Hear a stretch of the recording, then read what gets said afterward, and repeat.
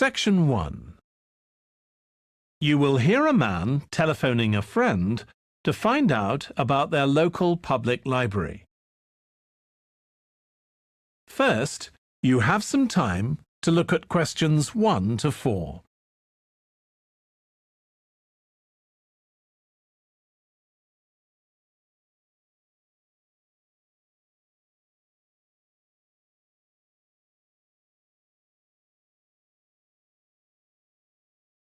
Now we shall begin.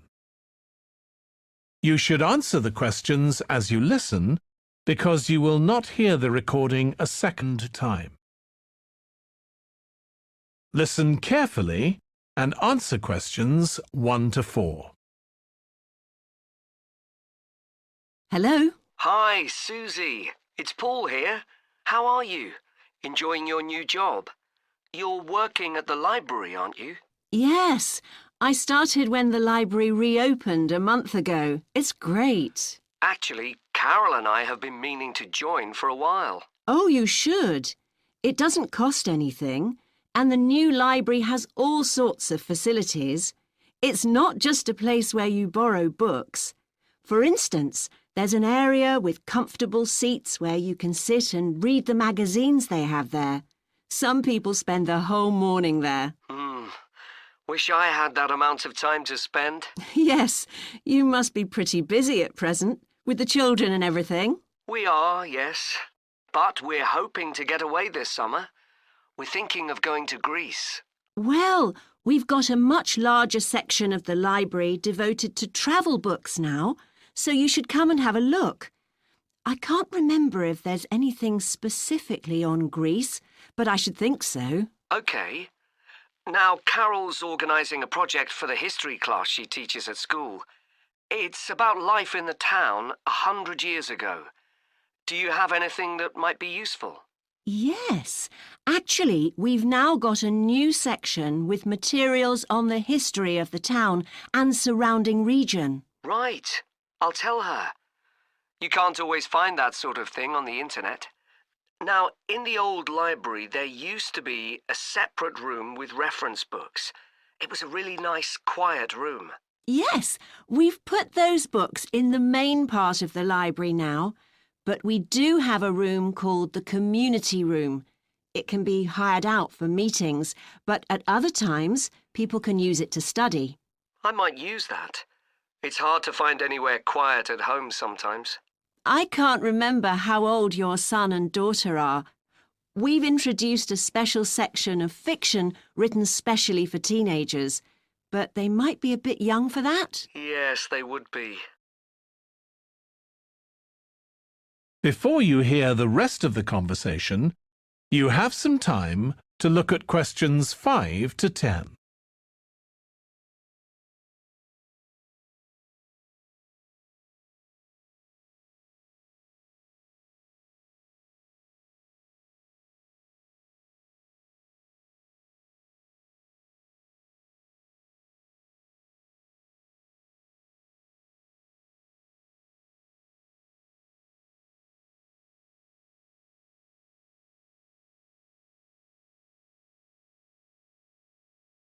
Now listen and answer questions 5 to 10. Well, we do have lots of activities for younger children. Yes? For example, we have a science club. At the next meeting, they're going to be doing experiments with stuff that everyone has in the kitchen, sugar and flour and so on. They might be interested, yes.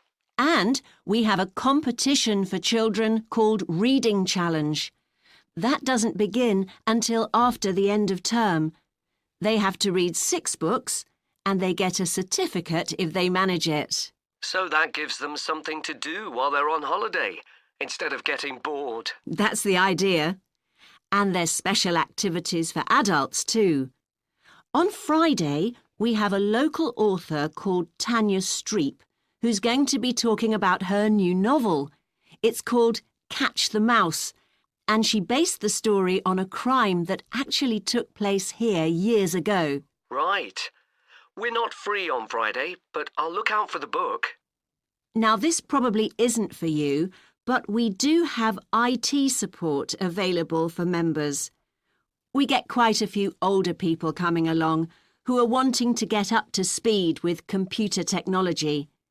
It's on Tuesday mornings. They don't need to make an appointment or anything. They just turn up. Well, my mother might be interested. I'll let her know.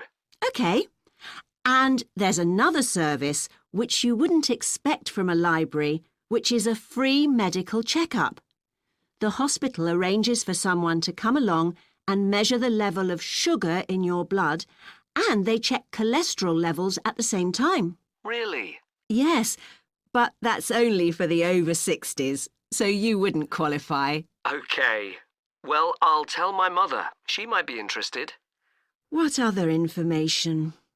Well, we do have a little shop with things like wall charts and greetings cards, and also stamps, so you can post the cards straight away, which is really useful. Yeah. Well, I'll bring the children round at the weekend and we'll join. Oh, one more thing. I'll be bringing the car. Is there parking available? Yes, and it's free in the evening and at weekends. Perfect. Well, thanks, Susie. See you soon. That is the end of section 1. You now have half a minute to check your answers.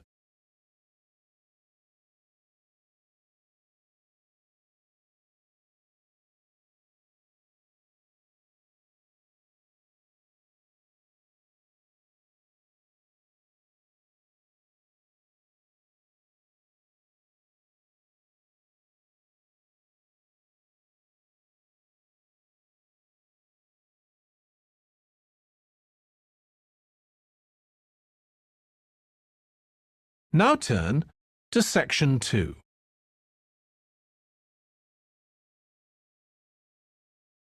Section 2.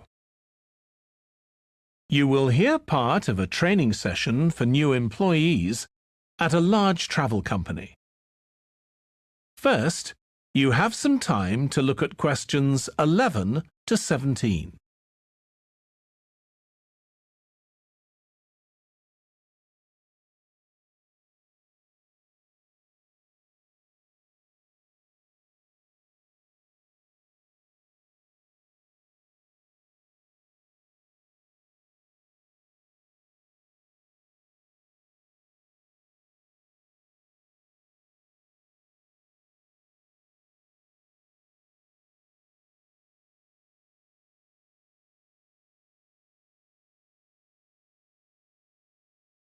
Now listen carefully and answer questions 11 to 17.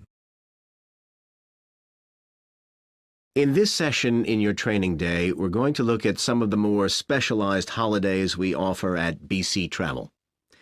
Now, the travel business is very competitive, and it's important to be aware of how the market's changing and developing.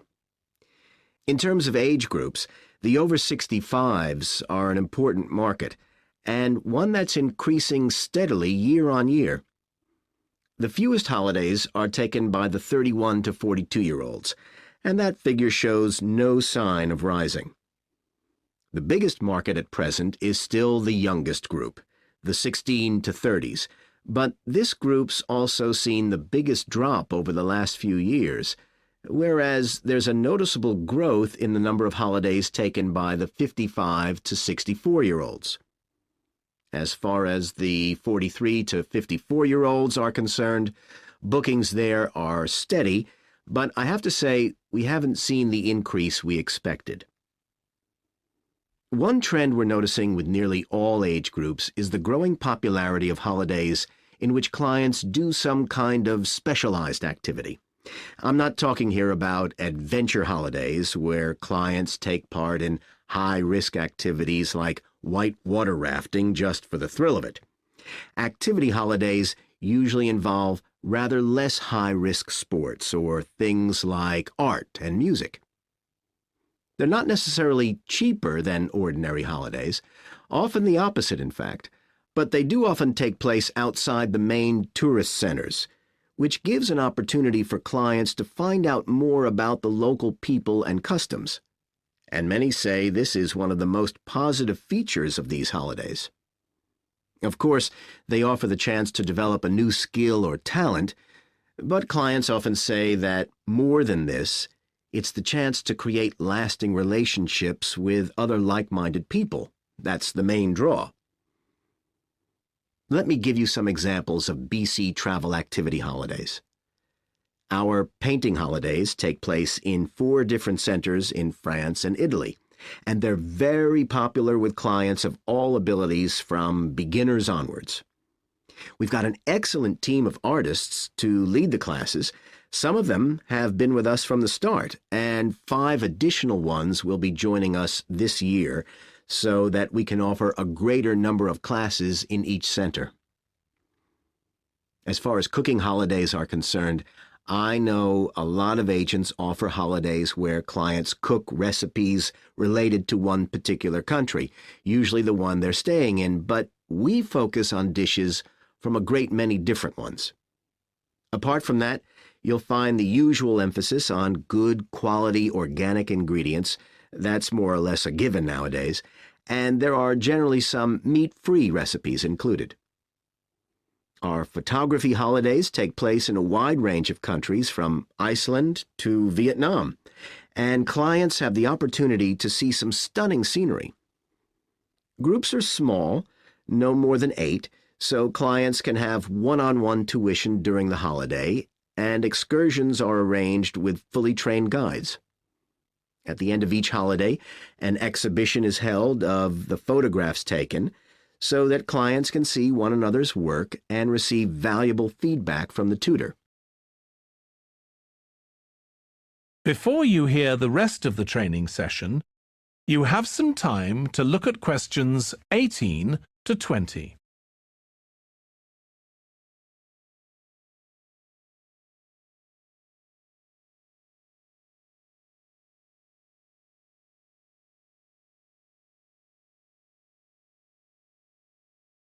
Now listen and answer questions 18 to 20. Finally, let me tell you about our fitness holidays. In Ireland and Italy, we run one-week general fitness classes for all ages and levels of fitness. Clients start the course with a consultation with a trainer, and together they draw up an individual program. As well as improving general fitness, clients find that they end up losing much of the stress they've built up in their daily lives.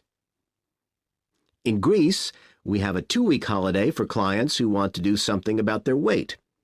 This has all the features you'd expect, like a personalized diet program, but one of its most popular features is that the exercise classes are all held on the beach.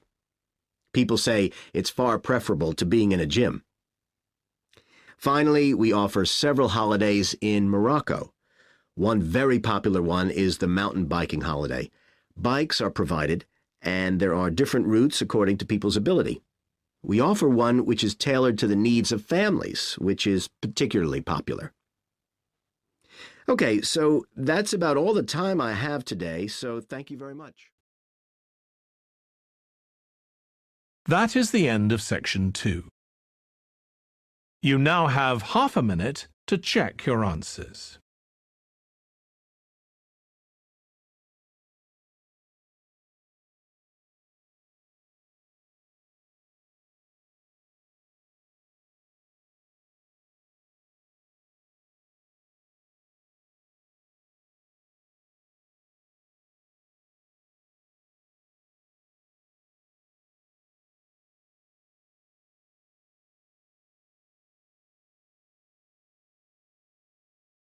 Now turn to section 3.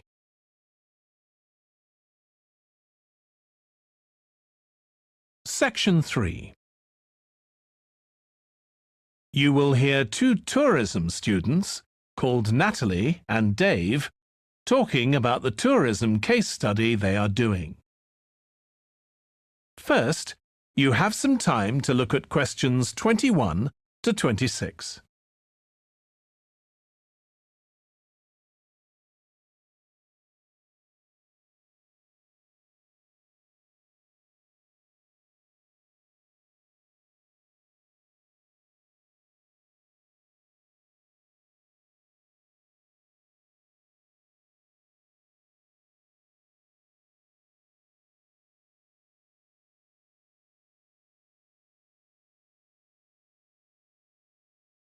Now listen carefully and answer questions 21 to 26. Dave, I'm worried about our case study. I've done a bit of reading, but I'm not sure what's involved in actually writing a case study. I missed the lecture where Dr. Baker talked us through it. OK, well, it's quite straightforward. We've got our focus. That's tourism at the Horton Castle site. And you said you'd done some reading about it? Yes, I found some articles and made notes of the main points. Did you remember to keep a record of where you got the information from? Sure, I know what a pain it is when you forget that. OK, so we can compare what we've read. Then we have to decide on a particular problem or need at our site. And then think about who we're going to interview to get more information. OK, so who'd that be? The people who work there? And presumably some of the tourists too? Yes, both those groups. So we'll have to go to the site to do that, I suppose. But we might also do some of our interviewing away from the site. We could even contact some people here in the city, like administrators involved in overseeing tourism. OK, so we'll need to think about our interview questions and fix times and places for the meetings.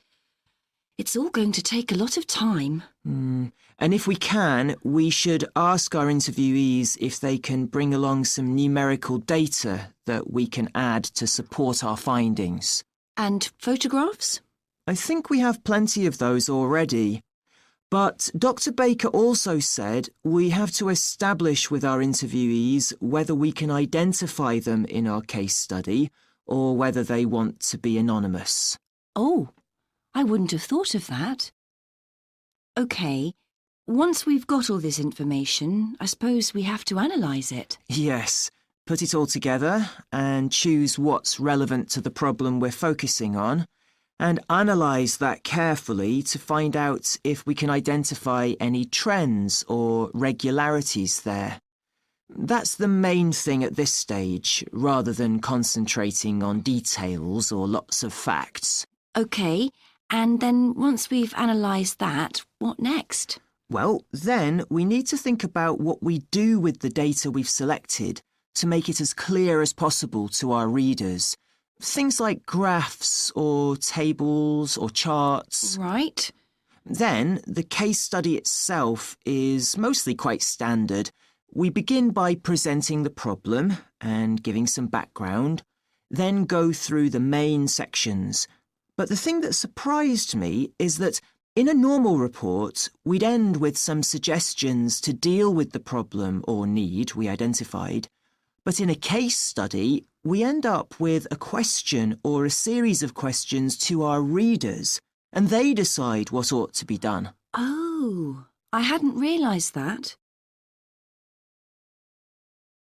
Before you hear the rest of the discussion, you have some time to look at questions 27 to 30.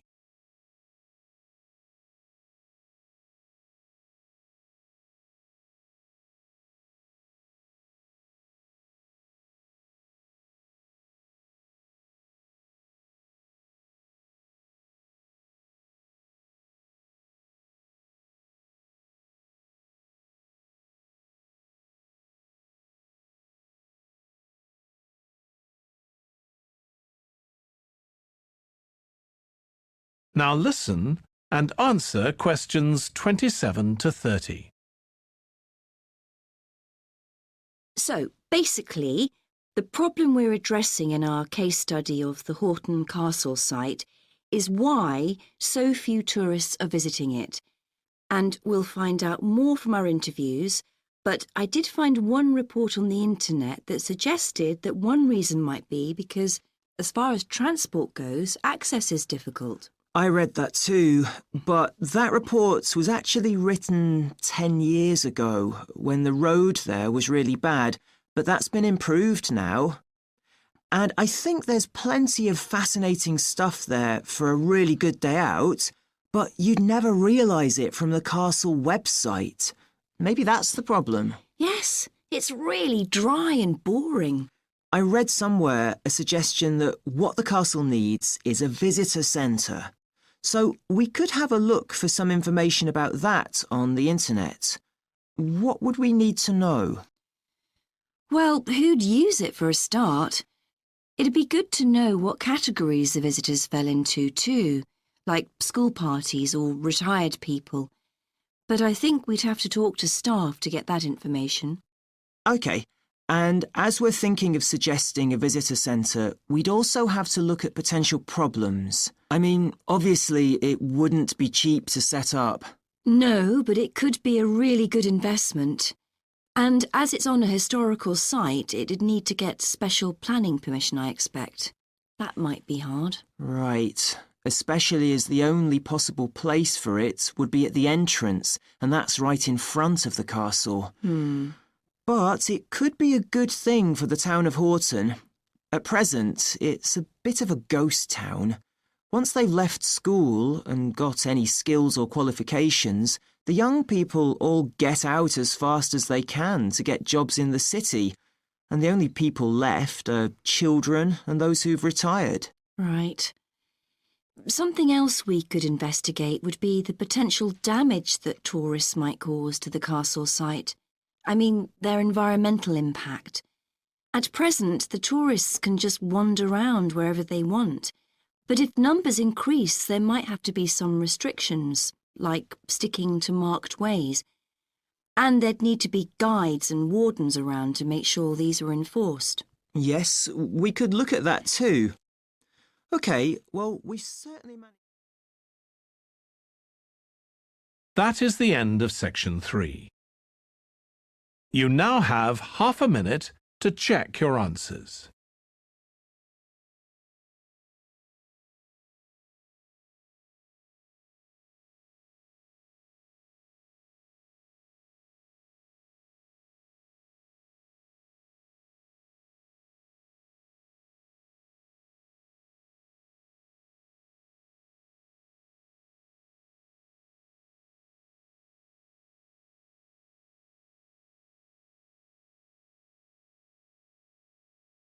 Now turn to section 4.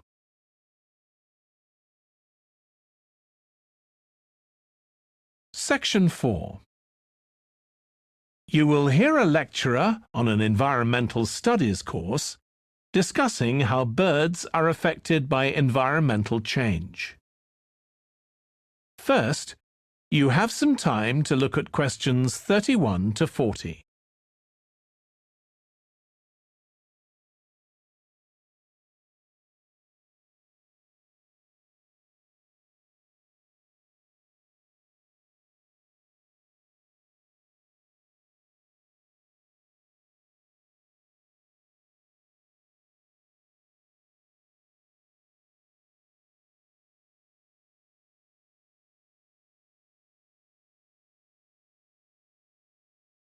Now listen carefully and answer questions 31 to 40. OK, so we've been looking at how man-made changes in our environment can affect wildlife.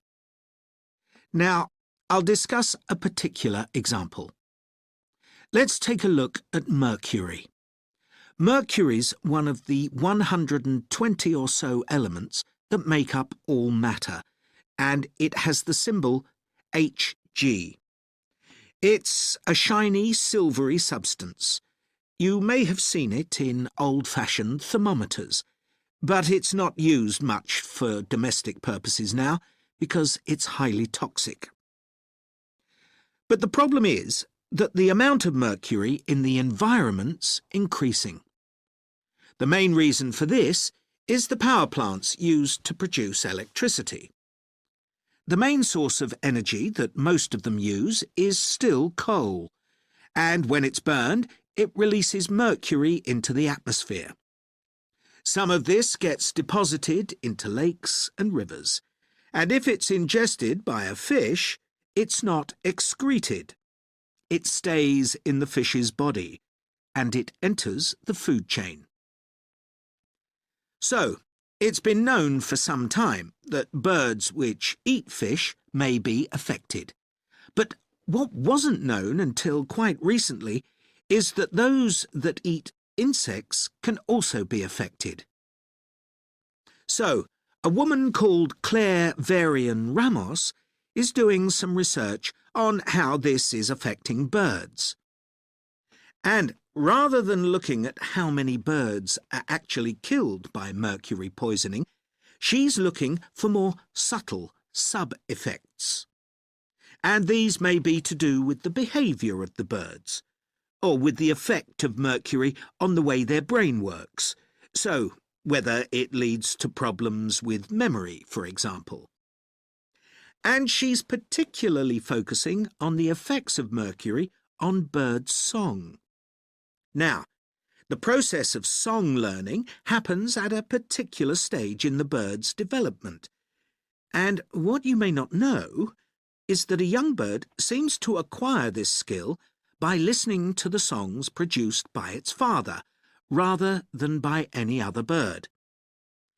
And Varian Ramos has already found in her research that if young male birds are exposed to mercury, if they eat food contaminated with mercury, then the songs they produce aren't as complex as those produced by other birds.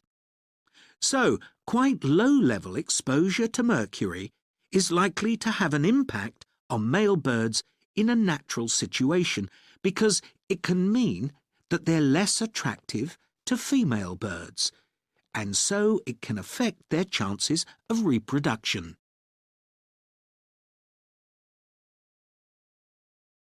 Now, the way she's carrying out this research is worth thinking about. She's using a mixture of studies, using birds kept in laboratories and studies carried out outdoors in the wild. The lab-based studies have the advantage that you don't get all the variables you would in a natural setting. So, the experimenter has a much higher level of control, and that means they can be more confident about their results in some ways. And, of course, they don't have to worry about going out and finding the birds in order to observe them. So, what are the implications here for humans? Well, because many birds are migratory, they may be transporting mercury far from contaminated sites.